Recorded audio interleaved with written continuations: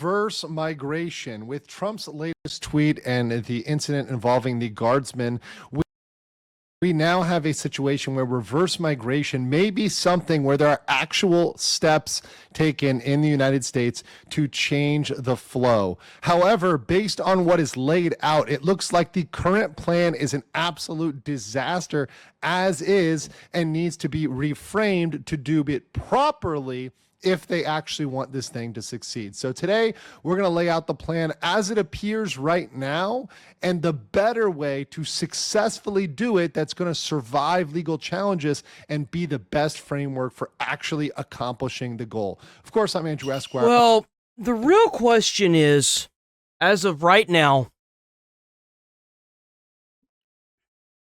here's the big problem. There are too many Americans that don't have jobs, don't have careers, and are homeless. We have veterans that are homeless that should be housed, and people that need homes. Why are we bringing in immigrants to take jobs that Americans need? Why not just hire and train the people that need these jobs, that want to work, that want to show up and do a job? Why not train them to do it? Does allowing immigrants into the country help Americans? No, it doesn't.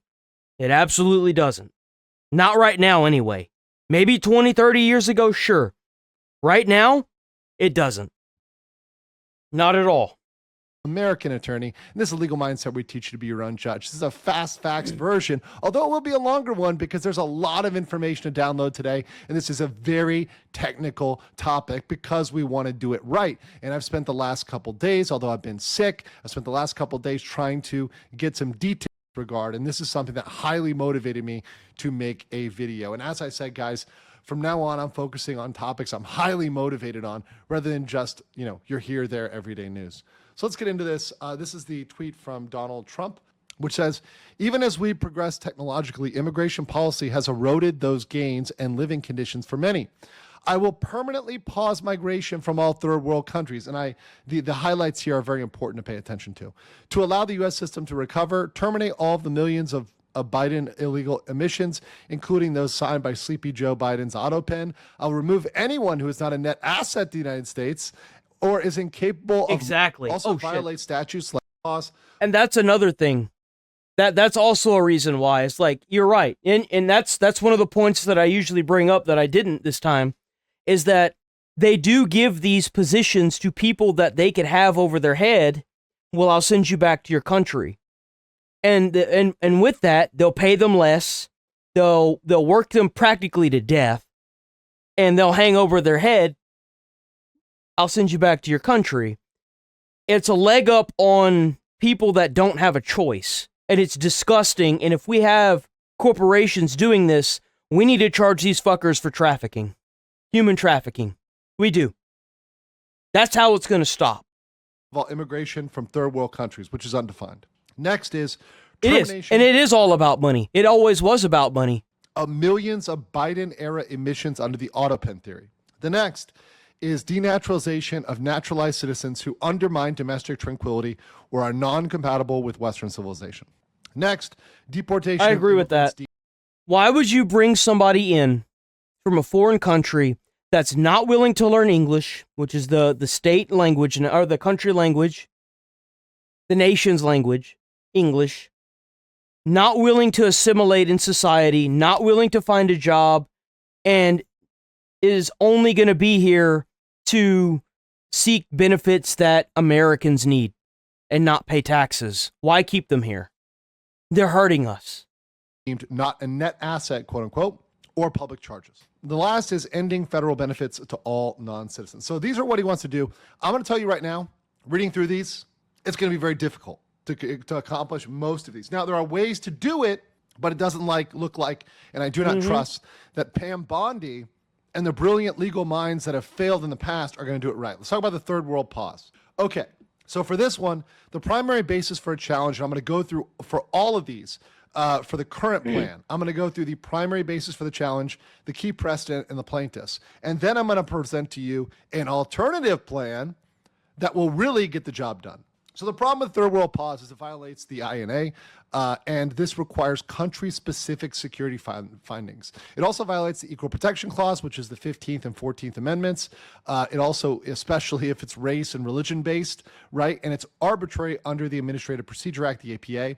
So you've got all these different potential challenges.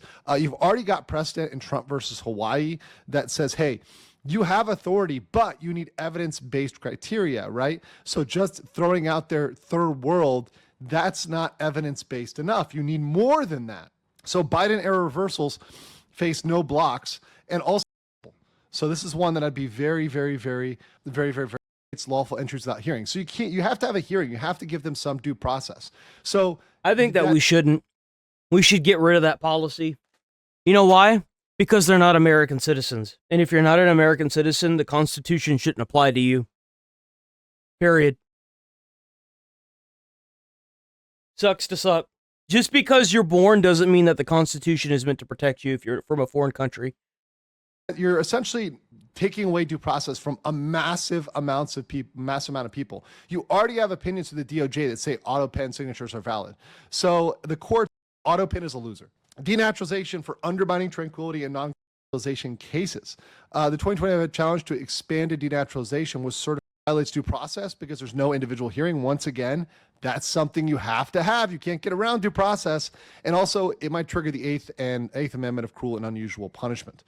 So the 2025 ICE no bail policy was rejected. They need to get rid of the Eighth Amendment too, so that way we can put these fucking prisoners to work. Over 225 plus judges. You want to go out there and take a life, then you could work yourself to death. Pay back that debt. In 700 plus cases. There's nationwide class action in California in November 2025. And the 5th and 8th circuits are expediting appeals of this, which is the Personal Responsibility and Work Opportunity Act. There's a 5-year wait for SNAP or Medicaid with exceptions like refugees. There's actually a lot too many exceptions. We shouldn't be giving them shit. If you are an immigrant here and you're not a taxpayer, like you don't have a job, we shouldn't be giving them shit. Why are they here? They're hurting the system. They're putting a strain on a system that doesn't even help Americans. Why the fuck should we help them? If you a hard-working person, you here, and you ain't getting paid worth of shit, that's who those benefits are for. It ain't there for somebody to come over here and get pregnant with 7 kids and then fuck around and not get a job and then use up all the benefits. There are ways to clamp down on the accepted categories and therefore fix that problem. Trump doesn't talk about that. It's not in the strategy yet. Hope you enjoy this content. Make sure you smash the like button and make check sure out Legal Mindset. So Legal Mindset. Telling him to put these things out here. I'm wondering, are they controlled opposition or just dumb? Like, what's going on? Who is telling him to put out these things? What's happening? One important thing is the policy could cut the GDP by labor shortages. That's just something that will be noted. We should note for a long-term effect. Once again, I'm not, saying that they're a fan of obviously whoever's coming up with this. Not good. Let's go into doing it right. Here's how you do it right. Legal Mindset did the research here. Number 1, stop almost all refugee admissions. Yep. Number 2, and we're going to talk about how to do all these things. One by one, we're going to go all 10. Number 2, block entry from high-risk countries. Yep. Number 3. Why would you let a member in from a country that's filled with terrorists? That makes no sense. Why would you do that? End the TPS for every country, not just one, everyone. Terminate all humanitarian parole programs. Number 5, eliminate or cripple asylum at the border. Yes, sir. Yeah, that's a big one. Make legal immigration economically impossible for most. You got to ratchet those costs up so high, it is very, very difficult. End birthright citizenship for children of illegal. Thank you, God. There you go. Or temporary residence. Mass interior removal with minimal due process. 9, proper denaturalization and deportation of citizens. And 10, defunding sanctuary cities and forcing cooperation. That's right. That's what I was saying this whole time, is that if Trump were to cut the federal funding to Chicago and to, where's the other one, LA, they would be forced to comply with the United States government. Cut that funding, dude. Cut every goddamn dime of that funding until they fucking come on their hands and knees and plead with Trump to deliver money to them. Cut all of it. Let's talk about How has that not been done yet? missions. So here's how you do this. Under INA Section 207 plus a presidential determination, you could set the annual refugee ceiling to even zero, between 0 to 1,000. Trump did 15,000 in fiscal year 2021. Biden raised it to 125. Courts almost never review the number itself. So the number itself is something that they almost never look at. So at this point, you could change that number unless you're like a political junkie or whatever, and you can do it quietly. You can do it under the table. This is how things get done successfully, is they are done as quiet part of the bureaucratic process. That's a lot of this victory. A lot of people don't realize, because they weren't working in regulatory law like I was and dealing with this. A lot of this stuff is just quiet regulation that nobody knows about unless you're really paying attention. And they're not going to pay attention to that, right? They're going to be like, oh yeah, whatever. Okay, this was passed in some random regulatory document. Okay, whatever. The ceiling is down now. The ceiling is now only 1,000 or 5,000 or 3,000 a year. That'll change it. Block entry from high-risk countries. Okay, under INA sections 212 F and 215A, Trump versus Hawaii as well, you can issue country-specific proclamations with detailed national security findings. So let's stop the CIA from being woke and, MK Ultraing people, and let's go back to, terrorism stats, vetting failure rates, lack of cooperation on repatriation, rotating and expanding every 6 months with new intel, and avoiding racial and religious language. So let's put our intel agencies to work. And at that point, they will be able to have enough data to say, okay, country specific, we're going to block this based on that. There's actually a low that's old. It's a change condition. Venezuela, the problems are chronic rather than publish Federal Register notices finding changed country circumstances. So, for example, say, hey, Haiti, the earthquake is old, right? You can't permanently get TPS for the earthquake. You're not having an earthquake every year, right? That's old. It's a change condition. Venezuela, the problems are chronic rather than temporary. These problems, TPS is supposed to be temporary, not forever, and we've allowed these things to continue forever. So just let them expire. There really is not a huge chance. It's only an average chance, because regarding Venezuela, when they tried to block that in the past, there was only partially blocked. And once again, keep trying every single. There's only medium on this. You've got a delay possible, but it usually is going to survive. Once again, do that. Eliminate or cripple asylum at the border. So circumvent INA section 235 via metering. And I know metering is controversial. We have a Supreme Court case coming up on metering, right? Once again, let's hope that goes 6-3 the right way.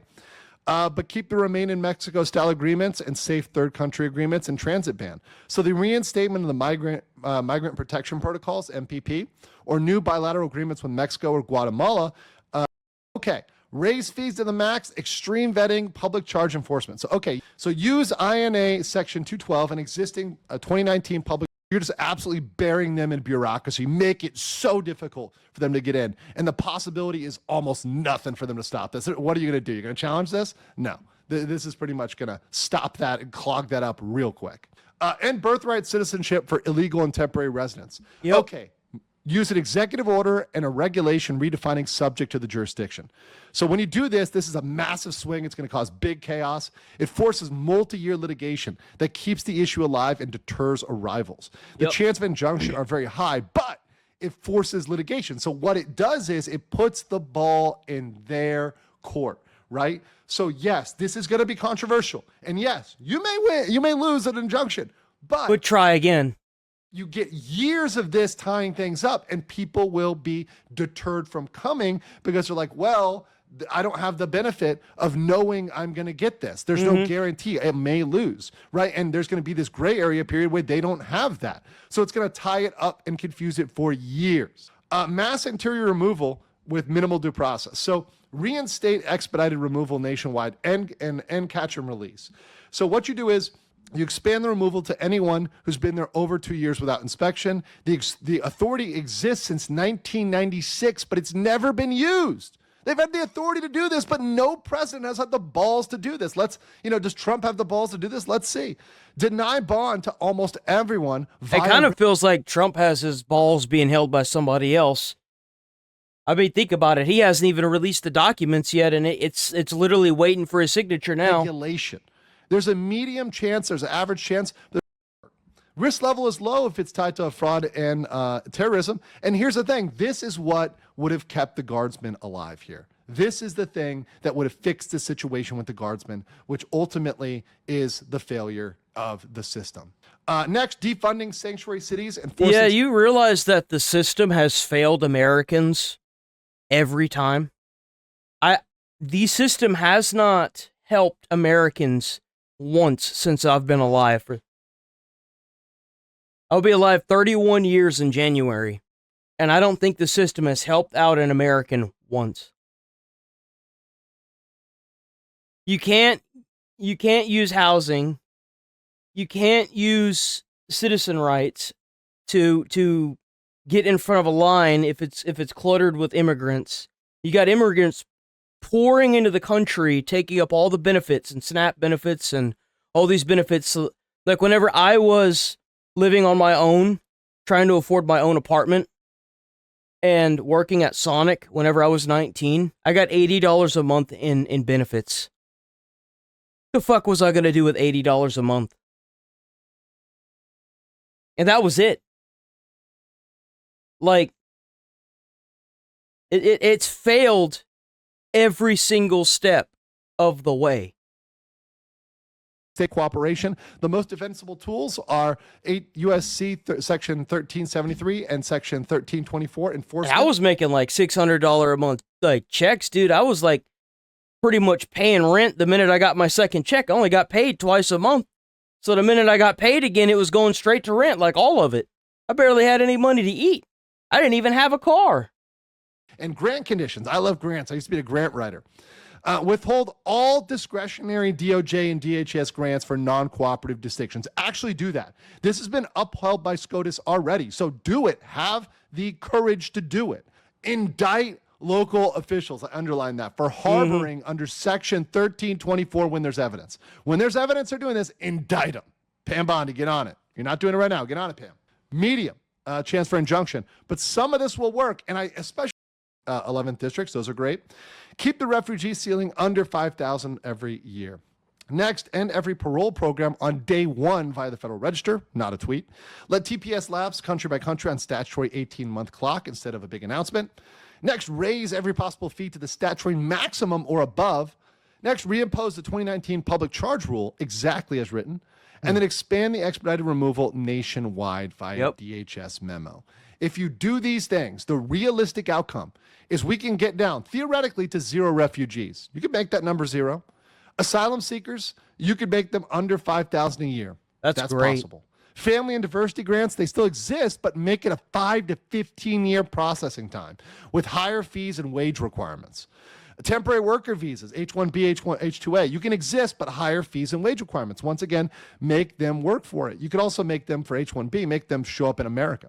Total legal permanent immigration can drop to about 150K a year, 300K a year, down from 1 to 1.2 million. That's a massive drop, right? That's a 90% drop just about, right? Illegal entries are sharply reduced via beatering, credible fear, and Mexico's cooperation. If all of these things happen, we can have reverse migration. Reverse migration can be real, but you have to follow a functional, actual, legal roadmap that will win, not one that is guaranteed to lose. I want to know what you guys think about reverse migration. DOW, freaking PP, man. Hell yeah. Check out Legal Mindset. Check them out.